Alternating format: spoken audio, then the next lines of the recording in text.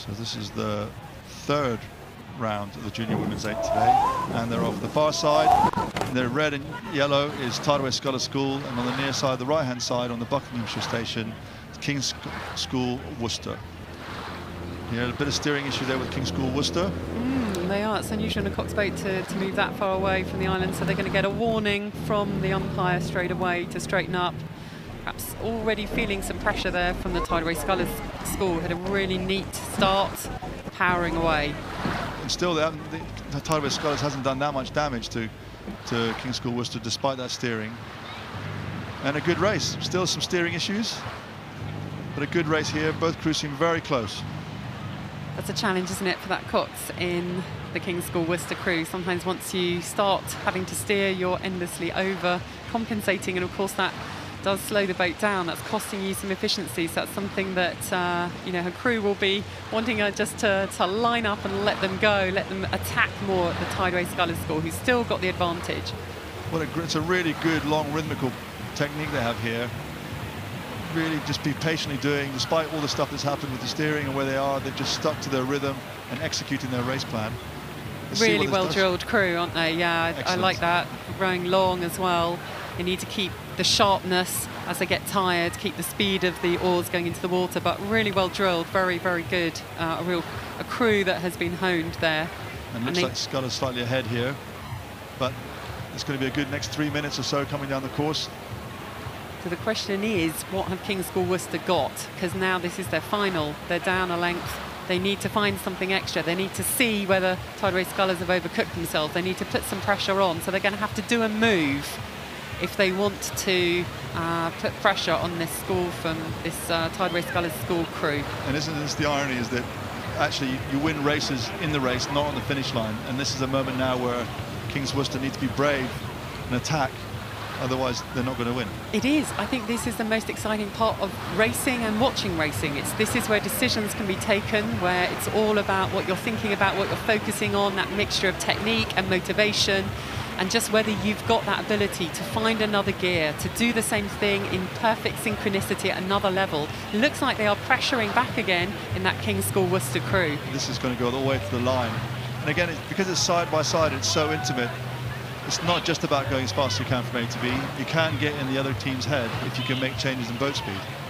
So King's School Worcester, of course, they'll be feeling that they have come back, that they are overlapping more, that they are making a move, and that buoys you. Of course, you've got to maintain that momentum.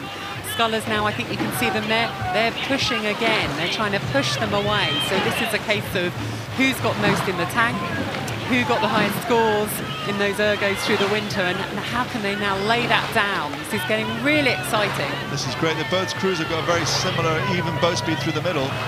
Who's got a change of gear for the finish? Who can create some boat speed now? Who's got the change of gear and whose technique is going to hold up? Who's got extra power to put in? We can see the stroke of the King's School Worcester crew.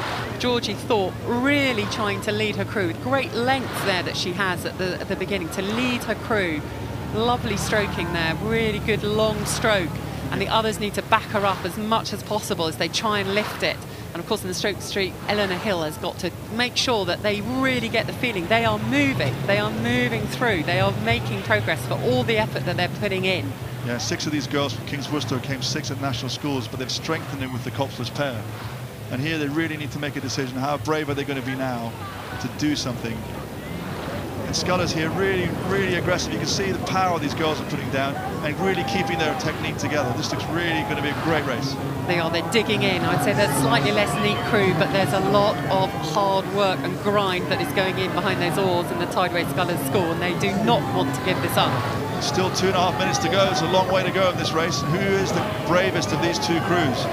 This is where the Cox is. They really can create that extra motivation to dig in with technique, to think about what's the best way to raise your crew, what's the best way to get what's worked in practice. Have you got any of those magic pushes up your sleeve where you can chuck it in, because this is the time to do it. This is the time to find something more, to sit up and make sure you just get a little bit more length. So what do you think the impact is on the crew that's behind if they're stuck at, say, 1/3 of a length for 3 minutes?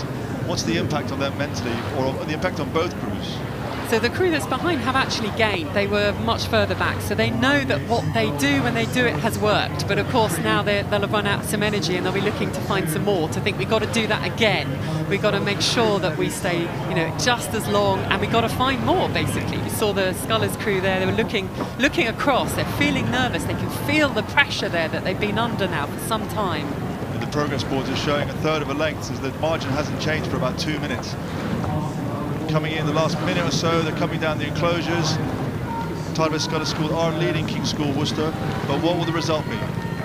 This is where they'll be really digging deep now, thinking about those long winter they've had training for this, some of the experience they've all had in different junior events over time, the battles they've had, battling injury, battling illness, battling school exams, and now they're at Henley Regatta battling for a place in Thursday's racing. Looks like Scullers may have just about got enough of this.